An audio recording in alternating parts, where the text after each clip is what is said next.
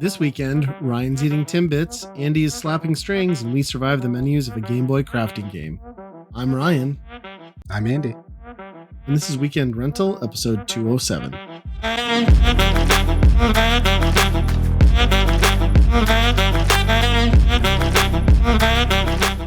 Hello, everybody, and welcome back to another episode of Weekend Rental Podcast. Andy, how you been? Pretty good. I don't have a cat clawing my leg right now, so. I'm jealous of that, because I got a real son of a bitch over here off camera, so. So damn needy every time we record. That's cats, yeah. They're real assholes, you know? They only want to be around you when it's convenient to them, which is never at all remotely convenient to you as the owner. Yep. Yeah, exactly. Well, I've been living the real world and just doing my day-to-day shit. You got to have fun, so let's hear about that instead. Yeah, I mean, it was pretty conservative fun. I mean, it's still a vacation. I'm not going to poo-poo it, but yeah, I had the last week off. We thought about doing like camping the full week, and my kids were like not down with that. So it was my wife's birthday on Sunday of that first weekend. So we did whatever she wanted. Then we camped Monday through Wednesday in northern Minnesota. It was honestly pretty much perfect. It was like a 72-degree day, sunny, didn't have any rain, couldn't ask for more. So did a little fishing, did a little camping. It was a good time. We didn't kill each other.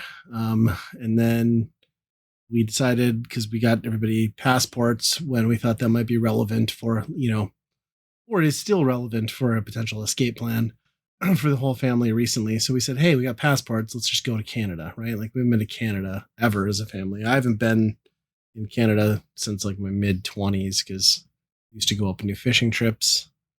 Just kind of fell off of that after I got older and started working and whatnot. But yeah, we decided to go to Winnipeg for 2 nights. So after we got done camping for half the week, we headed up to good old Canada and went to Winnipeg, which is a decent town. Like I've been past or around it, obviously, but I've never really spent any time in it. Lot like Fargo, it's literally in the plains in the Midwest along the Red River, which is the same river that runs through Fargo. So it's what you expect. It's flat. There is nothing to see between Grand Forks and Winnipeg other than corn, flax, and soybean fields as far as the eye can see. And we just kind of hung out. There was like an area of town where there was a new outlet mall and there's an IKEA, bunch of restaurants and shops. So we booked a hotel in that area because it was close to the zoo, which was our destination, the Winnipeg Zoo. And hung out. It was pretty cool. As far as like an option to just go to an IKEA, I think the idea to me of like just driving 3 hours unencumbered to an IKEA and not having to fight through Minneapolis traffic. I think if I ever want an IKEA haul again, I'm just getting a U-Haul and going north because it's so much easier. Plus you get like the filter of the Swedishness through a Canadian-ish yes flavor. You just pretend that all the French you're hearing is Swedish, and it makes it feel so much more authentic. Yeah, which is funny because like I didn't think I'd run into any French speakers, but when we were out and about, there were definitely several families that were just like full on speaking it, which is cool. Mm-hmm. The zoo in Winnipeg, I mean, I have to compare it against what we have in Fargo, which is like a bison, a cow, a red panda that constantly escapes, God knows how, and a camel. So in comparison to that, fantastic zoo. In comparison to like traditional like kick-ass zoos, it needs a little help, but it was still okay. The whole centerpiece to this zoo is that they've got a polar bear, and I will say one thing about the zoo is like every enclosure is massive. Like even the wolves and stuff, like you always see them pacing in other zoos, like, and they were doing that, but like their enclosures are so large, kind of impressive. But this polar bear thing is like the whole freaking center of the zoo. And it feels like it's got to be 2.5 acres. Maybe I'm probably exaggerating. I'm probably way off, but it's massive. And then like we just kept circling this thing the whole time, trying to look for the damn polar bear, and nobody could find it.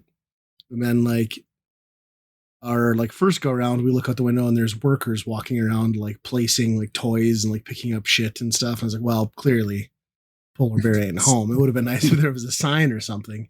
Um, but then on the second go around, we did get to see him, which my daughter loves polar bears, so she was excited. It was a big ass polar bear too. So, and then it's the Midwest in the prairie, so there were pocket gophers that had just wisely made their home in the zoo because obviously, right? So we pay. Well, I don't know what we pay to get in. It was probably like $100 for the whole family to go to the zoo. And my kids, their takeaway was the gophers were like the greatest thing ever. Because, they would come up to you and like try to get food out of your hand and stuff. I was like, kids, I can drive you 15 miles out of town and just drop you off. Like, you can hang out with these guys all day long. We didn't need to pay to get into the zoo for this. Wow. Yep, that's funny. Yeah. So, yeah, it was cool. And then that whole park that's in Winnipeg that the zoo's in there, that Assiniboine Park is like, I think it's like 1,000-acre park. So there was like a botanical garden, which I do recommend going to, maybe over the zoo. That was very neat. And then they just had like a big, huge outdoor space and ponds and stuff. So we walked around and they had like a bar, like a cargo bar there. So you could like sit and order a drink next to the, like, there was like a pond with like geese and stuff and then get street tacos. It's pretty all right.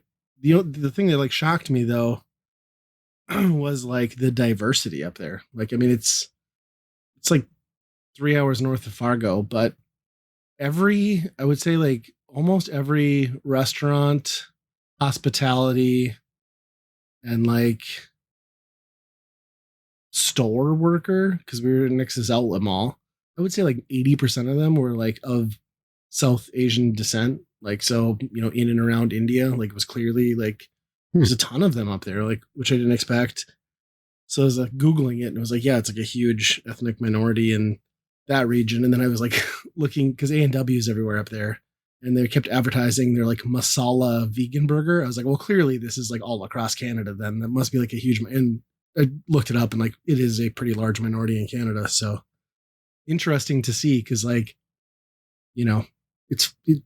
being so close to Fargo, and like Fargo is like, even as diverse as Fargo is, like it's still a joke compared to what I saw around Winnipeg. So a lot of Native Americans too, actually, which is another thing I Googled, because I was like, there's like a ton of them. And then it was like, it turns out it's like almost 10%, I think, of this almost 1 million resident city is Native Americans, which is kind of an unheard of concentration because they're generally pretty dispersed to like where we're at. I mean, through the U.S. government's own doing, I guess, too. But, right. Yeah. And I guess I'm ignorant on like how they have a similar, I know they've also had their struggles on how they've treated their Native Americans as well. But is it the same type of reservation thing, or is it more of a displacement kind of wherever? I don't know. I don't know. Like, I know both countries have done poorly on that, but like, it seemed like in going around town, because we went to like some downtown stuff and like around the zoo and even the shopping areas, like it seemed like there was like a big like pride, like Canadian pride in like the Native American heritage, because like it was pretty well represented in like artwork and things just around town. So pretty cool. But yeah, we enjoyed it. Again, it's a lot like Fargo, just bigger. So like, maybe go up there for a night or two and come back, like catch a hockey game or a CFL game and come back. It's not going to blow you away, but it was very cool. My daughter's takeaway was that it was exactly like America, except there's maple leaves on everything. So yeah. And then metric system. The metric system. Yeah, for sure. They came up with the genius idea because there was a lot of, in the area we were in, there's like a ton of, international foods, like Asian and like Thai foods and stuff. And then there was like multiple boba shops, which that's kind of everywhere. Right. Mm-hmm. Then my daughter came up with the genius idea that like you should open a boba shop founded out of Manitoba and you just call it Mana Boba. And then, that has to exist. I don't know. And then my wife's like, well, the jingle needs to be, it's the bobiest place in Manitoba. I'm like, well, we're just making up words now. Like bobiest isn't a thing. So Yeah, if we have any, if we have any Canadian listeners who want to start a new franchise, it seems like a home run. So yeah, that was our week. It was, to be honest, packing 2 trips in like that, because like camping's a lot of work. A road trip, not as much work, but like it was kind of an exhausting week off because it was like you were never really settled. We were going somewhere for a night or two, packing it all up, coming back, packing up for the next thing. So Well, I don't that, know. and I suppose you at least visited your house in between, Yes, right? Because you had right. to We were drop off back everything. Yeah. Wednesday in between. Yep. Yeah. So it was fun, just hectic. And then I got to come back on Monday to work, and I'd gotten my Windows 11 upgrade on my work PC and spent the whole day dealing with that bullshit and trying to get things up and running. And it was great. And then, dig yourself out of the hole with a couple hundred emails. So, Yep. yeah. They let you back in though, no problem. They did. I will say, I've gone across the border quite a few times. I mean, like I said, not since my 20s, like mid 20s. The US side is always, they're always pricks every time. This time I came back, the guy's like, all right, roll down your back window. Bringing anything with you? I'm like, I don't know. I got a 6-pack of beer. All right, welcome back. Hands me this. I'm like, really? That's it? I'm like, you don't want to check my phone for JD Vance memes? Like, what are we doing?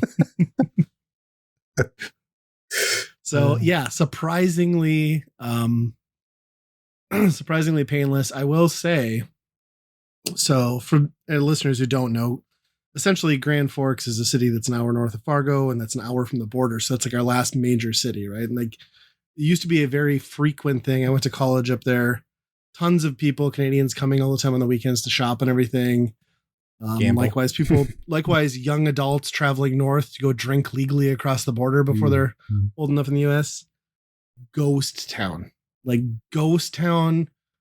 either side of the border, like between Grand Forks and Winnipeg, like almost nobody's going back and forth. Like even on Saturday when we came back, it ain't happening.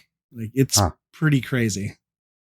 Yeah. Well, I've heard that, the tourism side of that is way, way down up there. Yeah. Yeah, it was mostly semis. And then Saturday when we came back, there were maybe like 6 to 8 people heading up to Canada with their boats and stuff to go fishing and whatnot. But yeah, it is definitely not what it once was. So definite impacts. And pretty much everywhere you went in Winnipeg for shops and advertising and stuff, like it was very much emphasized. Like the slogan was Canada owned on like everything that was, and you kind of understand why. Yep. Good for them. Yeah, for sure. But I'm telling you, Manitoba, somebody do it. But yeah, what have you been up to? I mean, obviously no vacations yet, but playing some games. We're trying to figure out what to do.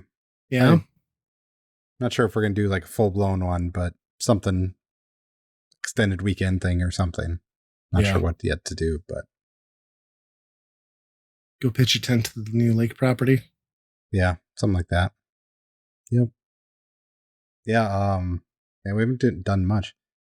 We now that the kids are older and we can just kind of leave them at home to go do things now.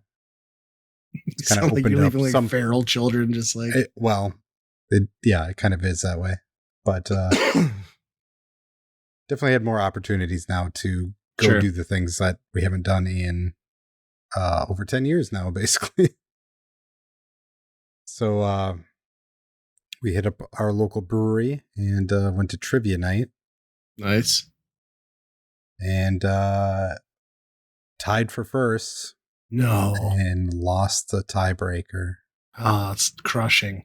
Yeah. But we were, it was just me and Amanda. And, the other team is like 6 people. So, like, nice. How is there a tiebreaker, right? It should just be if it's less minds, you should get the automatic win. Right. Win, not wind. So what was the runner-up prize then? Not a damn thing. Those bastards. Yeah. What was the grand prize had you have won? $25, which might have covered the drinks. Probably not. That goes a long way these days. That's like a McDouble. So, Right. yeah.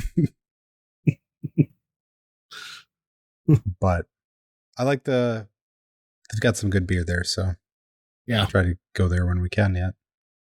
And Yeah, I always they hear ended good up, things. they bought the Fergus Falls brewery now. Oh, the one Fergus down on the Brewing. water there? Yep. Okay. Which is, it's weird seeing like a brewery that started in a town of maybe like 200 people grow to one that's in 1,000 people, and now, overtaking one that's 12,000 people, whatever. Yeah. I really liked that one too. Like Outstate, right? Is the one that was in Fergus. Like, Oh, no. So that one's still there. oh, And okay. It's the other one. the other one, yep, Fergus Brewing. Yep. Oh, okay. I was gonna say I thought Outstate did pretty well, but yeah. It's so tough like with these like microbreweries anymore because like the sales have just like dropped off. Like 20 somethings aren't drinking beer, so Mm-hmm. makes you wonder how owning like multiple microbreweries across multiple cities is manageable, right? Yeah. I'm sure this one probably has more equipment that they maybe didn't have. I don't think they had canning and all that stuff, so Sure. this maybe opens that up for them. But it is weird to see breweries expand. Or, like once you hear them closing down, you usually don't hear about them opening back up. Yeah. You know? Yeah, it's pretty much unheard of. Like I can't think of any cases in Fargo because we did like the whole pandemic shrink where we went from like 7 or 8 brewery town down to 3. And none of them. Well, actually, that's not true. One transitioned out of a space, and a new one came in, but they didn't last. So Mm-hmm. I'm sure, like it's tough too because when those businesses go under, obviously you have to pay your debts, and I'd imagine in the foreclosure process, the brewing equipment is like the real like recovery maker. You know what I mean? Right. So it's But you probably also not need staying on somebody to site. buy that stuff now too. And it's Uh-huh. like, well, who's buying Yeah, that's true. equipment? So Yeah. Yeah. I'll yeah. have to try that one someday. I keep hearing it's a good brewery, but never been over Mm-hmm. there to get to it. Yeah. But I think we'll try that again tomorrow. We'll see. See if you can win. Coming Mm-hmm. back hungry. I think there's a lot people could do with trivia. It just seems like after,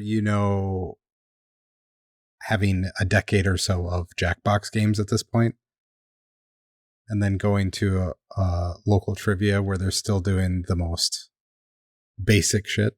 It's like, Are how they is this doing it not? on apps at least, or are you still writing it on No. paper? Yeah, still What? paper. Okay, see, I Yep. haven't been to a trivia in the last 3 years that didn't have you like scan a QR code and then do the app, Oh, which really? Okay. I do like that, but also there's a lot of bullshittery in that when the Wi-Fi is bad at the area or your data slows down and like fucks you out of like answers. But yeah. Yeah. But you're in a smaller area, so I can see how they probably don't want to shell out for like an app that they're, why do app when paperwork just as good? So, Right. Yeah. yeah, it's funny. Yeah, it should be like you're right though. It should be more of a multimedia experience all around. Yep. It's easy enough to do it these days. Yeah, you would think so. You guys didn't drink too many and have a puke and rally situation again, did you? No. Okay. No, it was You're lightweights after Pretty those 10 simple. years, You have a It is sip kind and of- you're just buzzed. it kind of is that way, yeah. Unfortunately. Maybe fortunately compared to how much beer costs now too, but Yeah, that's true. I'll wait till that was the other thing from Manitoba. Buying must be a provincial thing, but like a 12 pack of beer cost me $24 Canadian, but then there's a $5 like bottle deposit fee on it.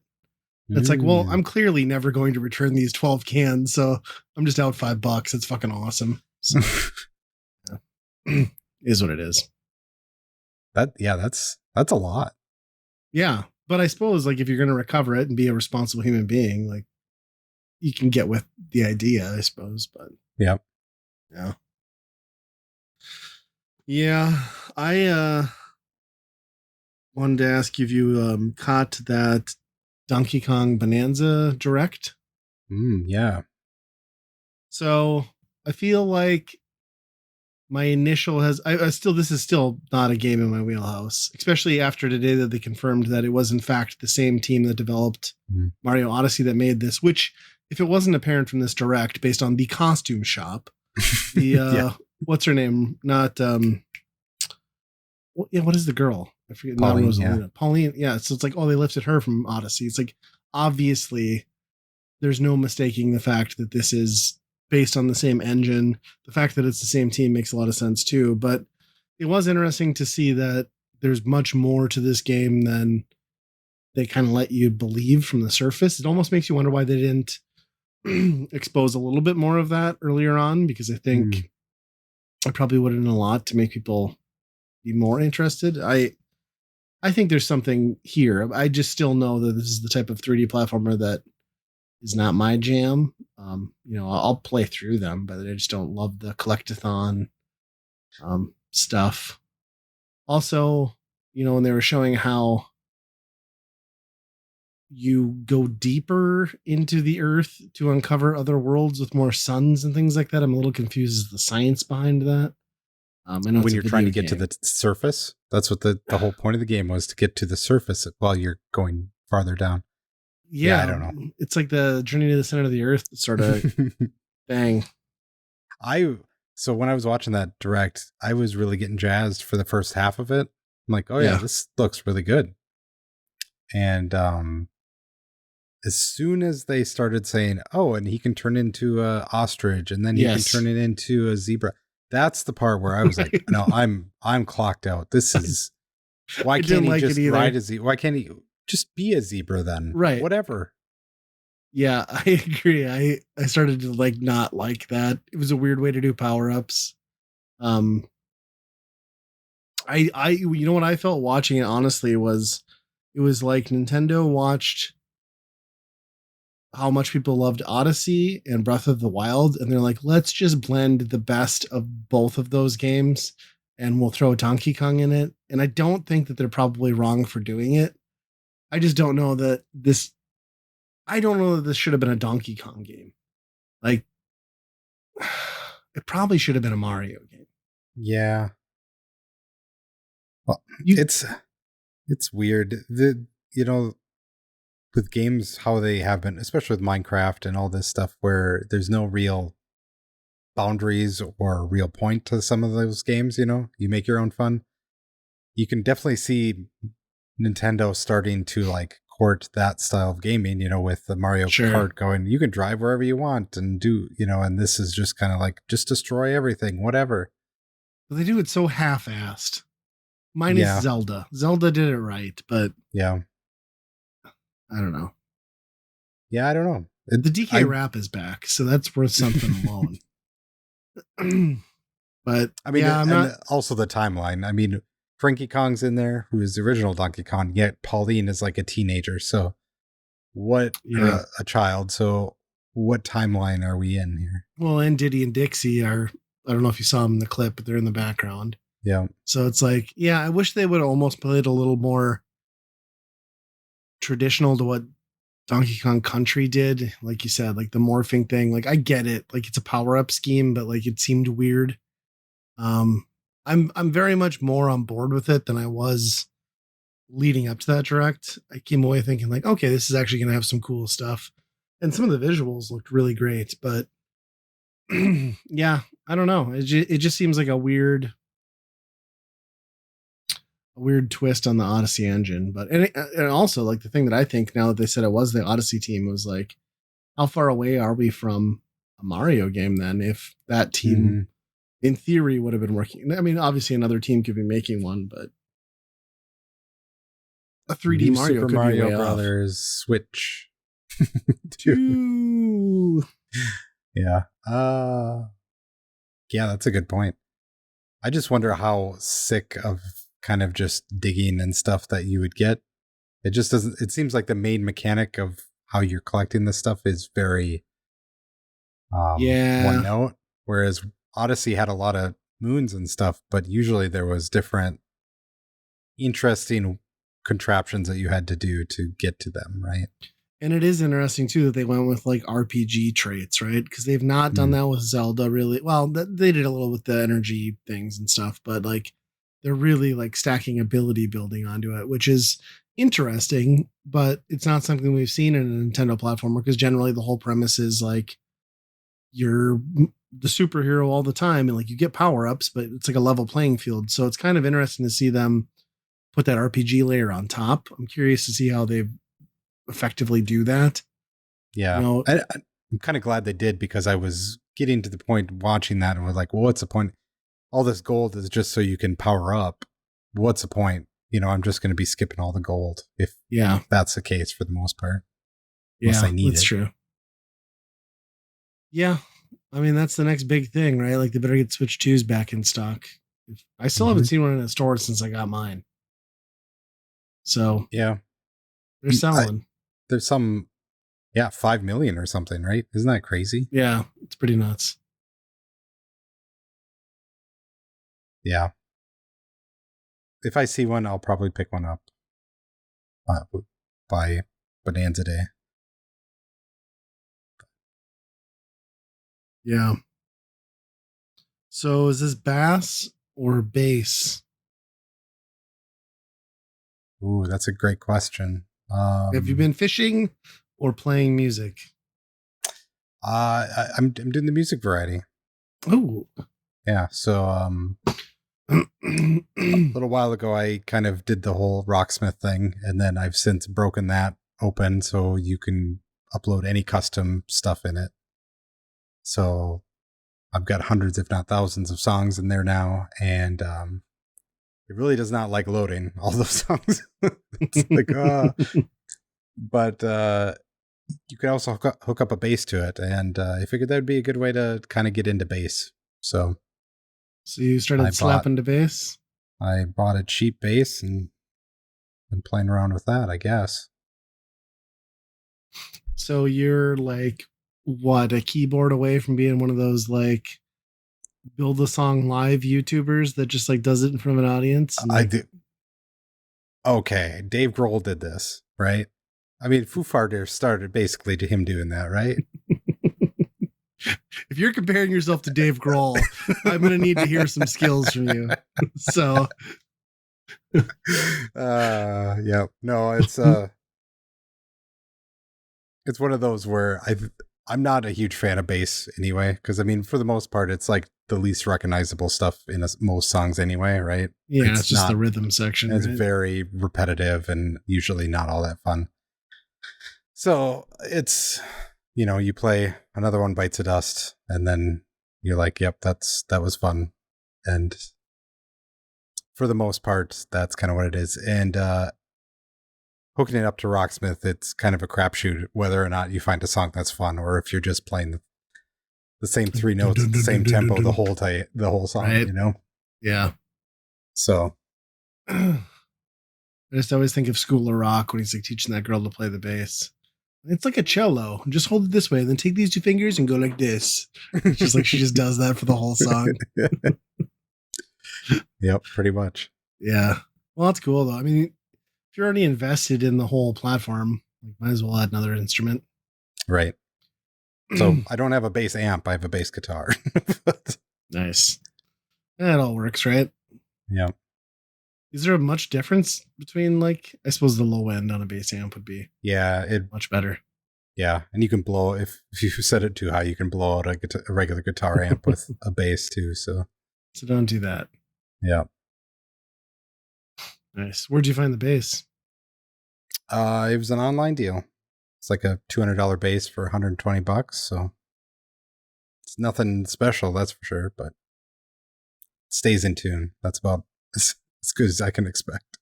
I mean, for that price, you're like one step away from starting a punk band at this point. Like, gotta get some drums. You got enough kids. You could have the family band, man. You guys could be the Partridge Family. Mm-hmm. Yeah. I don't know if I could take drums, though. I don't know if I could take having a kid play drums.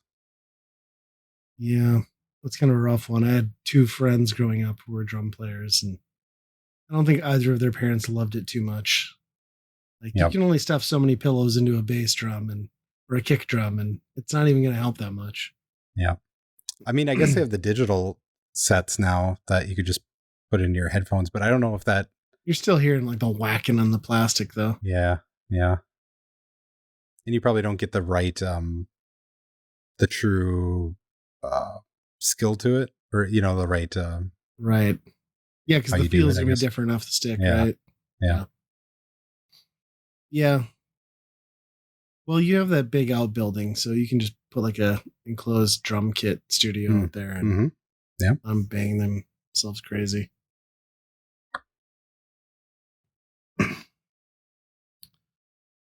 Yeah. Yeah, I don't know. I don't have a lot of topics. We can go through. You get a couple others here. Yeah. The only other one I had was we played another board game called Disney Animated, I think. Okay. And the point of the game is to finish a classic animated Disney movie where you fill out the backgrounds, and then you put some animation cells on top of it and collect the villain for that movie. Okay. So there's a variety of things that you have to do. It's a cooperative game with everybody you're playing, and I think the base game comes with 5 movies. And they're mostly old. I think the only newish one is Aladdin. But I was really impressed with like kind of the production value of it, because it's kind of like puzzle pieces that you're fitting into the background of your movie as you earn those. And the animation cells are just like clear plastic cards with the animation cell really? right on it. That's cool. Yeah. So you lay it right on top. Yeah. And everything else is pretty good quality. The little each movie that you get has kind of their own power and their own little special tokens. So it kind of feels like, oh, there's some variety to this. And yeah, I don't know. We've only played one game, so I don't know the whole gamut of it. I think eventually there could be some spots where it's like, oh, it's really hamstrung because you need one resource and everybody's trying to do it. It's called Disney Animated. I think that's the name of it. Yeah. The main mechanic of the game is that you get these resources by selecting powers, and the powers are all in front of you, and they all have certain levels. So if it's if you select it when it's in level 5, you get the best version of that power, but then it goes all the way down to the bottom, and then all the other powers move up, right? So it's almost like a track of Sure. So it's that part is probably the most interesting because it's also cooperative. So you have to talk with the other people to be like, don't you dare freaking touch that one. I need that one. Because by the time it's my turn, I don't need it down at 1. That's not going to do me anything, So sure. it definitely has a lot of, gets your mind going and thinking ahead a lot. So, and it's kids like it. So, yeah. Well, I just Googled it to see if I had seen that one before, and I hadn't seen the box. But like, it's kind of crazy how many like Disney based board games, like detailed board games, there are right now too. Because I got that one that we picked up, and I still haven't played through it. And it's kind of the same thing where it's like a team based, like work towards a goal and take down a villain. So, oh yeah, which makes sense from a Disney premise. Yeah, the whole villainous thing. That's a whole. I mean, there's a whole bunch of those that are also really good. But yeah, Disney and Marvel really do, like, the amount of money that Disney paid for Marvel. It's like they had to have earned it back on almost day one, just licensing all this shit, right? It's crazy just for different projects. Yeah. Yes. And yeah, Disney will put their stuff on anything too. You want to make a Disney game, you want to do this, yep, whatever. Yeah. But, well, got to feed the machine somehow, right? But at least for the most part, they're doing it in a way that seems to be fun for most things they do. So, right, yeah, maybe not preserving the sanctity of their original Disney IPs, but they're putting out a lot of merch. Yeah. Well, and this one is definitely like it's got a lot of like pictures and stuff of like the old time studio of like Oh, really? where these animators actually worked and kind of showed all that stuff. So it's really got a theme of that, the old style hand drawn animators, and there's a whole bunch That's of pretty quotes cool. straight from Walt Disney and the glory days, I guess. Nice. Any like weird quotes from Walt Disney in there? Like, because isn't he like always accused of being like a weird like Nazi and like creepo? Like, I don't know where these rumors come from that guy, but like, and people still believe like his head is preserved somewhere like in like Yeah, the I think he's Disney frozen, world. right? Yeah, it's so wild. Could wake him up and see what he thinks about the world now. See if Futurama got it right. Mm-hmm. Yeah. Well, I didn't, like I said, I didn't have any other topics. I was just going to touch on something that kind of came out of nowhere from the last time we recorded. Um, and maybe some of our listeners, local listeners, will be familiar with. But I don't know, many years ago, you and I got involved with a little retro tabletop convention called Game Fest here in Fargo, pre-pandemic, obviously. I think a lot of that stuff went away after that, and we met a gentleman named Ben Ewan. He was head of running that. Got to know him, worked with him the next year to do our one and only swap meet. That was a ton of fun. And just, yeah, we used to do like local game nights, get together with the retro community and go downtown and play games. And I had saw like we just talked like in May, like Ben had sent like a topic to me for the podcast to record, and we talked about it. And then I don't know, like I sent him I saw like a weird like Facebook short or like a YouTube short that was like a D&D thing that I thought was funny, and sent it to him, like text him or messaged him. And like a few days go by and like just nothing, right? Like not even like read, not responded. I was like, well, that's weird. And I don't know like well, obviously our friend Ben had like some health issues with his heart and stuff, but he's like our age, like mid 40s, or, and I'm not trying to age Andy, he's younger than I am. But something just told me like Google it, and I just searched his name and then like Fargo and obituary, and like sure enough, like he had just died, and like I had no idea. Nobody in the community knew. I reached out to a few people to see if they had heard, and nobody did. Like I was the one like kind of getting it out there to everybody. But yeah, he passed away on June 14th, and just 44. I mean, Yeah. young guy. It's awful. It just sucked. And to have as many issues with his heart that he did, Yeah. it just sucked that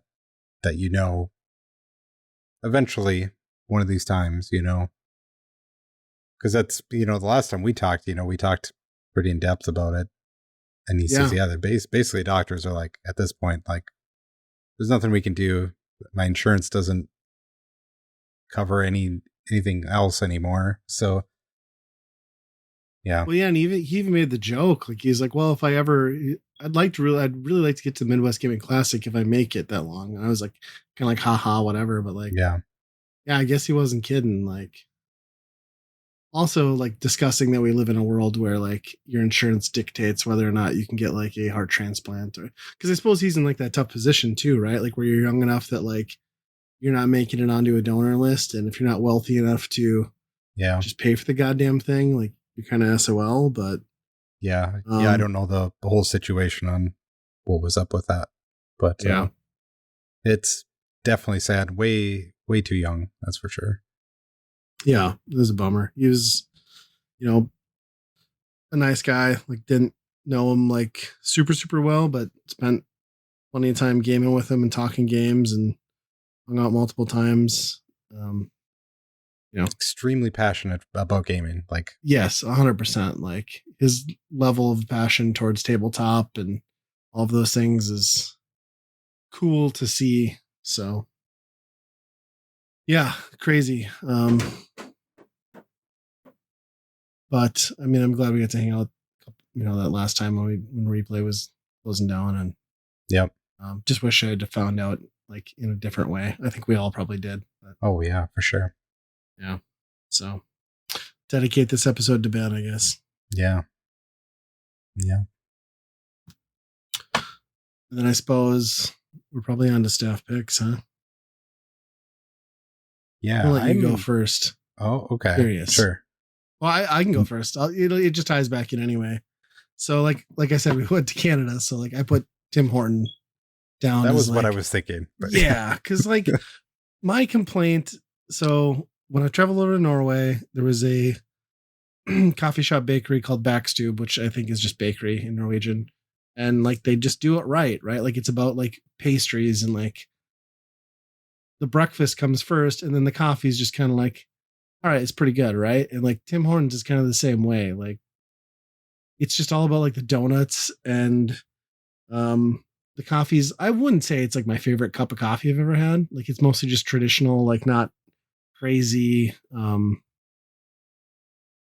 Starbucks or Caribou combinations. They have some of that, right? But I was just amazed at like how good it was, how friendly the staff was, and how cheap it was. Like it was so inexpensive. Like my son they got these like breakfast boxes where it's like scrambled eggs with like tater tots and like some aioli on it. And it was like $4 Canadian.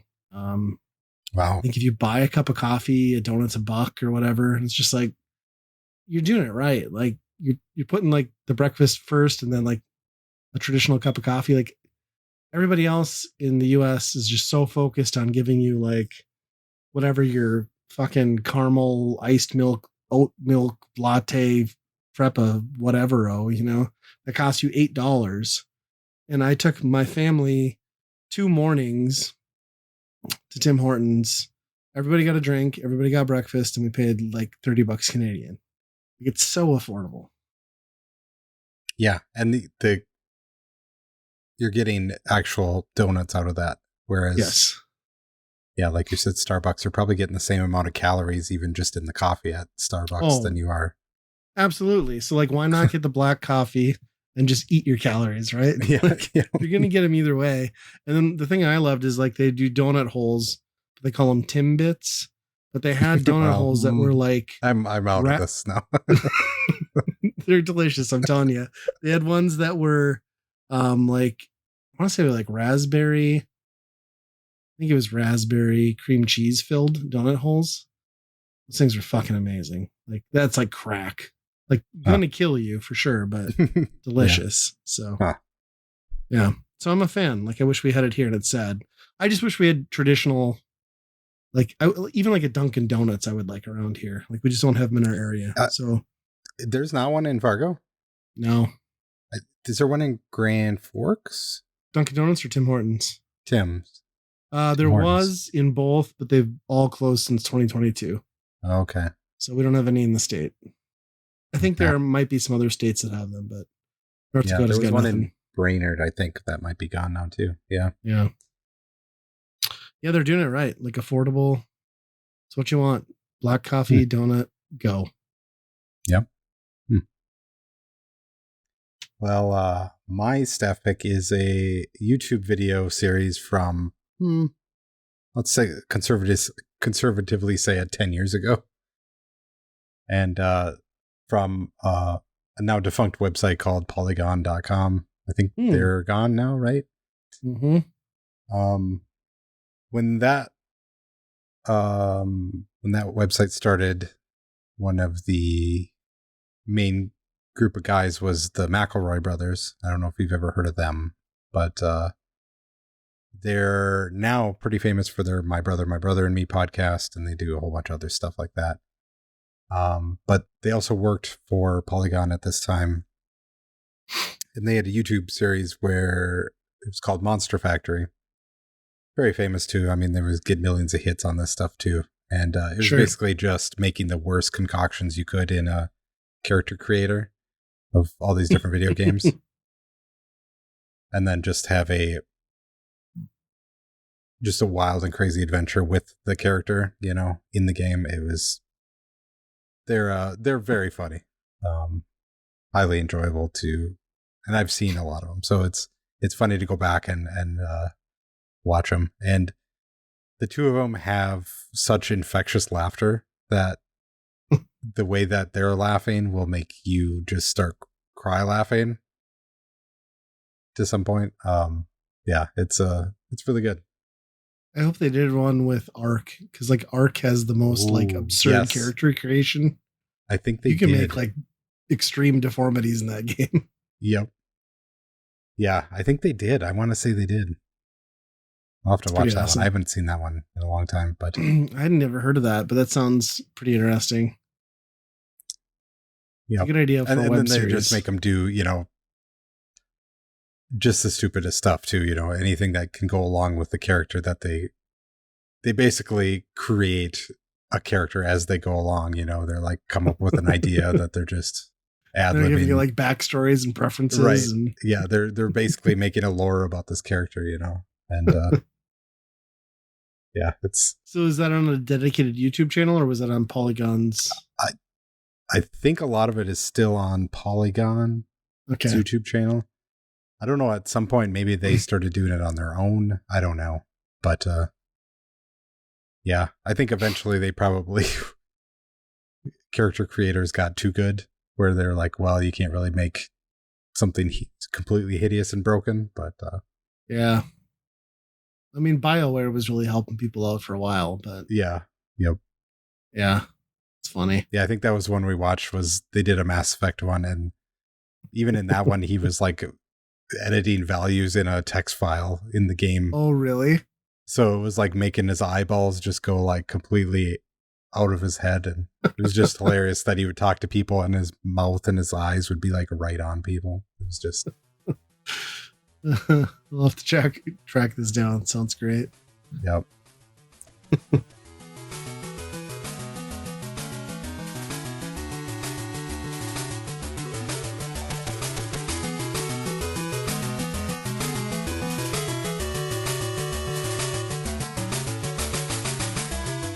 If you're having a good time with us at Weekend Rental, I think you might enjoy all the great geeky stuff found on the Geekade Podcast Network. They've got podcasts about games, music, movies, and more.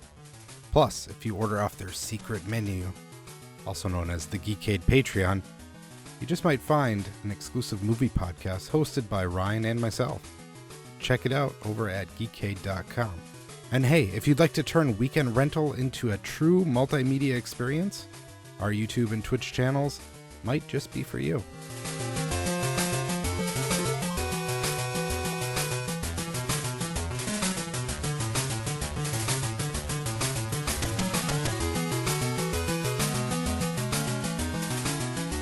I guess that puts us at the Weekend Rental, huh?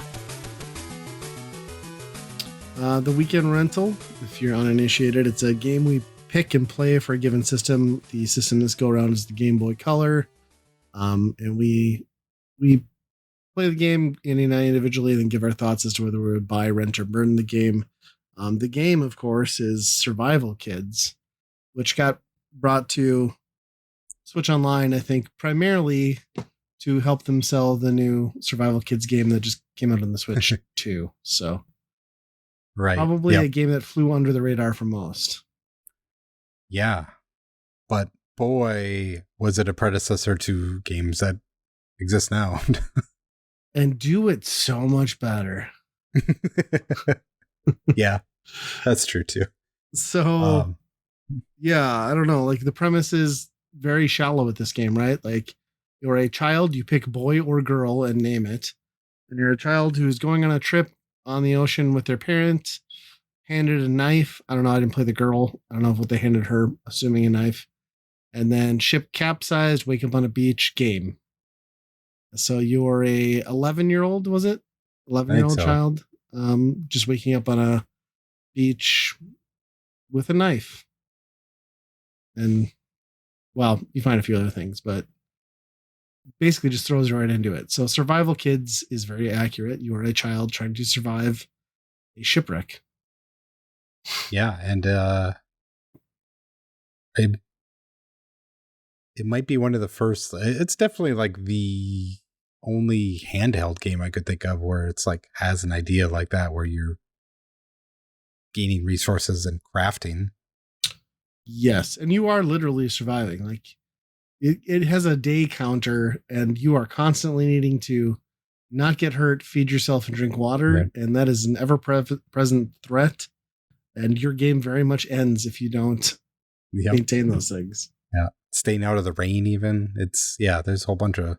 You got to build the umbrella, like he tells me every time. I never built the umbrella, but I assume there's one in the game. Yeah.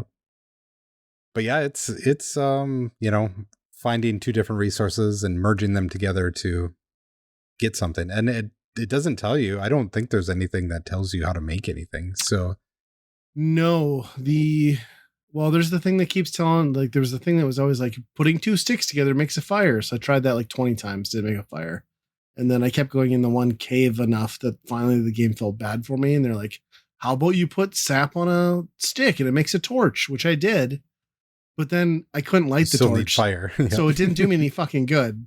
So, but yeah, it is like so brutally abstract. I think like it must be like it must slowly drip feed you ideas based on like length of gameplay time and then like running into the same obstacles over and over again. But yeah, it was very much like even that opening scene on the beach where you're trapped on the beach. I sat there for like 20 minutes. I was like, I've done the things. I did everything. And then like, oh, I didn't check one lump of sand that looks like every other lump of sand. Where all your stuff is. And yeah, it's like, oh, your entire inventory is here. Game starts now. It's like, well, fuck you. Give me some indication. Yeah. Yeah, presentation it's definitely brutal in that way. Yeah, for sure. Presentation wise, it reminds me a lot of Pokemon. Mm-hmm. I feel like it looks like a top-down Pokemon Game Boy game. Plays like combination between that and like a Zelda, right? Like you do have some actions, you have a knife you can wield. But I found the controls a little bit frustrating. Kind of herky jerky on like if you're lined up to something right to like strike it or like check it out or pick it up. And maybe that's because I was using mostly an analog stick, which instead of a D-pad, which made it a little worse. But yeah, I had to move over to an emulator just so I could walk faster. And really? Hit a fast forward button on this game. It's pretty slow walking around to everything. Yeah, that's pretty true. And then that kind of gets into the main core mechanic, which is central to like a survival style game, but really kind of grinds this thing into the ground for me. And that's like the day-night cycle is painfully short. Like, I mean, 5 minutes maybe, if that. 5 to 10. I mean, I don't even know. It seems like some days were longer than others. Well, and then you would find another, be like, oh, I'm out exploring pretty far away from my hut. Yeah. Here's another shelter. Oh, well, I slept there. I couldn't sleep at all because there was animals taking all my shit. Right. Yeah. Yeah, that's always fun. Yeah.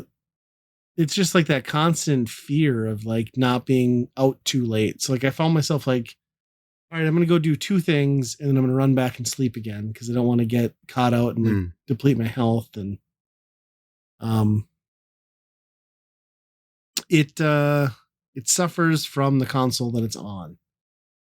You are constantly doing the shittiest, most monotonous inventory management and like merging and like the most archaic like this game is like how to spend half the game in the menu of the game. And that's not a joke. Like you get to a point where you're constantly like, oh, I want this thing. Well, you can't have that. You got to drop a thing. I got to the point where like I just stopped picking up food and I would just eat whatever shit I found on the ground. I'm like, I'm just going to eat this because it's not worth filling up my inventory. Like, I don't care if these mushrooms are going to make me crazy and my D-pad's going to be inverted. It's worth it. Yeah, and that's the other thing. There's so much food in here in this game that's just like, oh, you ate that? Well, F you because now you're paralyzed or whatever. Which I guess, yeah, sure, that's survival, I guess. But you don't know unless you eat it. Especially once you get farther in the game and you have like tools that you use back to back and back to back, it really is a lot of going to the menu, go scrolling down to the thing, click use or equip, and yeah, that got pretty annoying pretty fast. You can store a lot of the stuff in your hut when you're not using it. Oh, I missed that part. But Damn even it. that, the inventory is still way too small, I think, because you can journey out enough to fill it up pretty quick. I think it's Oh, like yeah. maybe 8 or 10 slots, maybe. Yeah, I mean, there's some of those areas, like within like 3 screens, you'd have it like full. Yep. I found myself not wanting to keep playing this game fairly early on. Like, spoilers, I never made fire. I couldn't ever figure it out. I tried.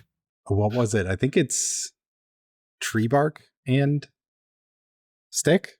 Yeah, but I that don't makes remember. kindling, but then how do you light the kindling? You just use it. You just say use kindling and then Shut starts a up. fire. Yeah. Why would it be like that? I was trying to use the goddamn match like a normal fucking person. Kindling doesn't make a fire. It said I needed 2 sticks. Yep. I tried every combination, a big stick, bendy stick with that kindling. Oh, you can't had believe that fire there the whole time. Oh my god, I'm so pissed off now.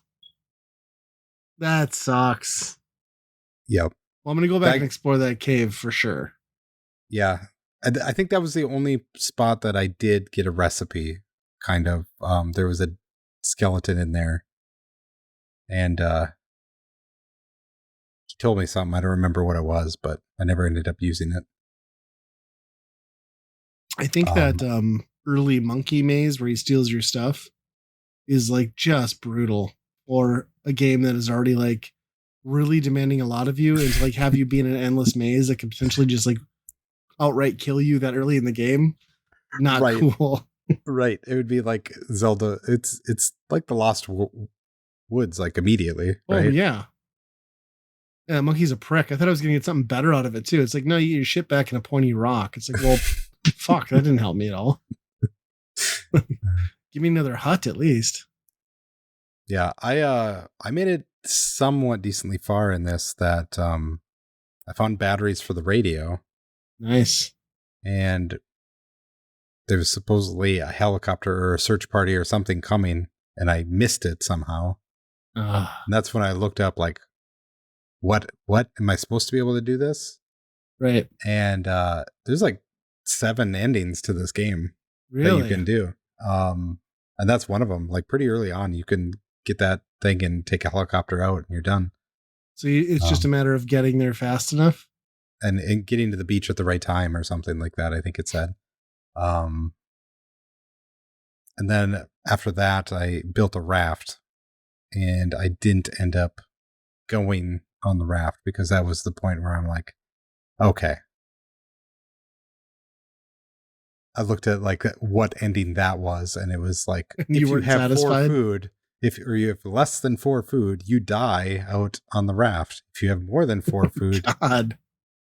And the monkey is with you, and then it was just like a whole bunch of stuff. It's like there's a lot of branching paths on this survival game. Yeah, it's pretty hardcore. Like it really is, like you said, like it's kind of impressive for the platform it came out on. Like it frameworks a lot of things, like even Minecraft to some extent, like crafting just randomly. And like there's a lot of ideas that are in a lot of modern games right now that I hadn't seen at the point when something like this had released. Right.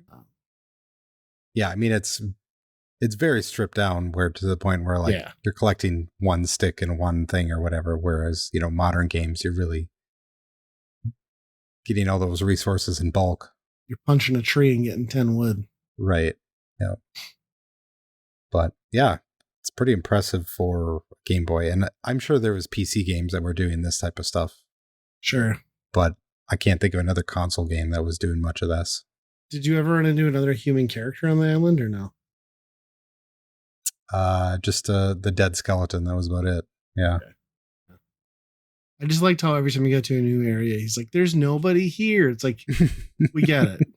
We get it. There's nobody on the island. Don't have to tell me every time. Yeah. It's makes complete sense after playing this that they would make a modern one. Sure. And then also do it in the vein of all the other crafting games too, right? So yeah. I mean, that's really all this game needed to be much more playable is like modern hardware and horsepower to make the inventory system not a chore. Yep, exactly. So do you think this will spur you to buy the new one now and play it? I'll have to look at how that plays. Because I remember seeing the video and it seemed like it was pretty multiplayer focused too. It did. So I don't know. Yeah, I haven't read any reviews. I should probably do that. But yeah, I mean, interesting game all around for sure. Like, but the difficulty in it, like, yeah, I had to turn to wikis even at some points just to get past minor roadblocks. What do you think you'd give it on the Iron and Burn scale? Yeah. So it's tough because I think a lot of that stuff is to pad out the game. Yeah. Right. To make it this little handheld game actually, like, once I started like seeing what you need to do, it was just like breezing through things. You could get to endings so fast after a while, if you know what to do, where to go and get all this stuff, right? So I think most of the length in this game is through obscurity like that. Yeah. But it's just enough of obscurity and annoyingness to go through those menus and see, oh, your stuff is full, and oh, what you ate 1 minute ago is now messing with you, and testing stuff to see how they merge together. Yeah, I'm impressed by what the game is, but I just can't quite give it a buy. I'm going to have to go rent, I think. But I think it's absolutely worth somebody trying it out to see how the sync works and be like, wow, this is somewhat functional for what they're actually going for on a Game Boy, Yeah. Yeah, I think I'm right with you.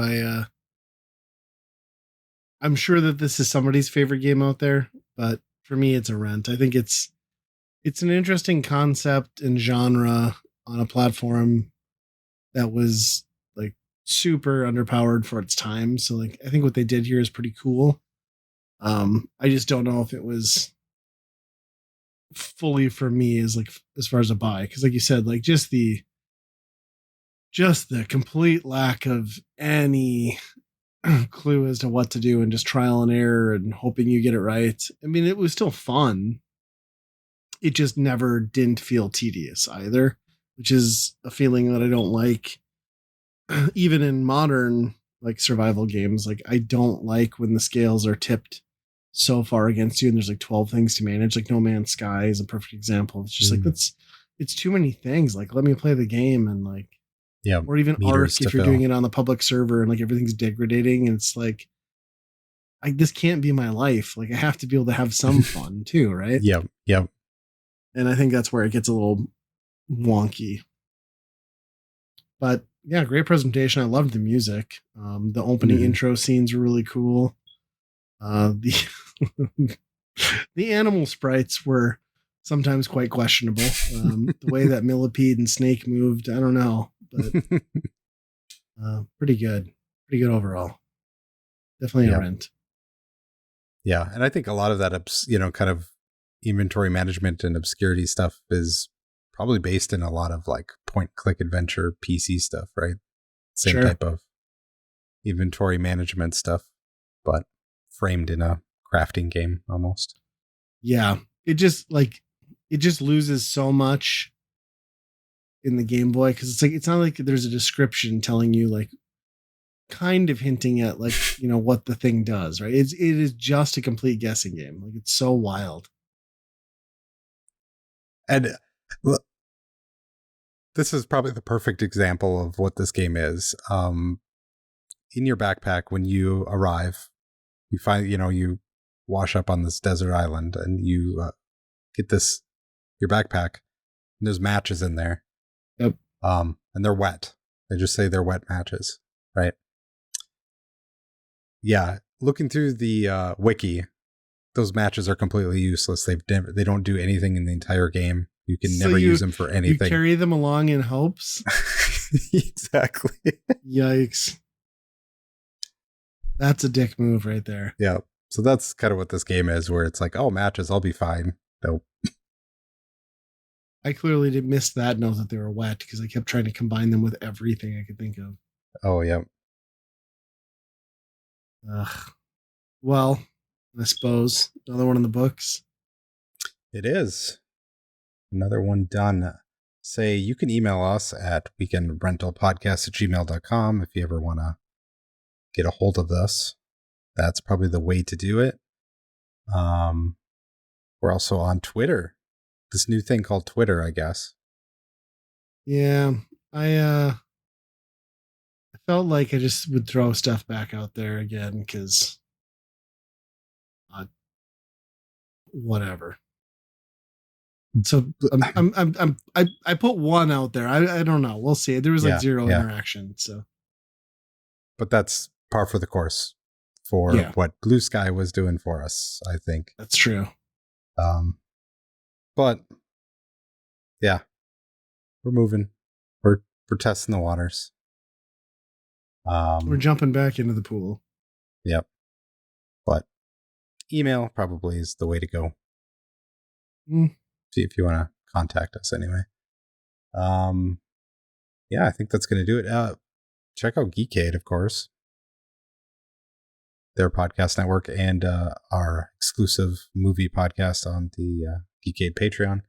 We're doing Don't Tell Mom the Babysitter's Dead. That classic that I've never heard of. But yes, I'm sure it was probably heavily marketed. It was probably a big deal when it came out. I just don't remember it. And I only remembered like the television sizzle reels for it, and then never got to see it because I was too young as a kid. Yeah. You didn't want to give ideas. Yes. To impressionable children. Yeah. But yeah, that's going to do it. Until next time, be kind, rewind. Bananas. The episode, when you context that with the episode where he married a fruit salad, like I definitely get it.